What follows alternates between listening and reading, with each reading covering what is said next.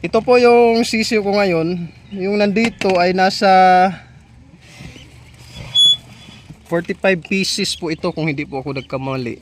Nasa 45 pieces po ito. Marami-raming sisiw po ito. Ayan.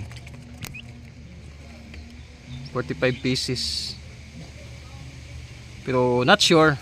Posible pong nagkamali ako kasi estimated ko nung binilang ko.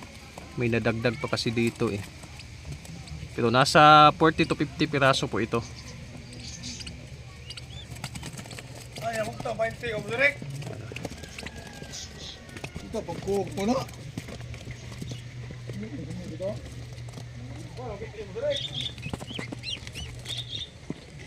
Ayan. 3 days old pa po ito ngayon. Oh, pan 3 days. May nauli lang dito kasi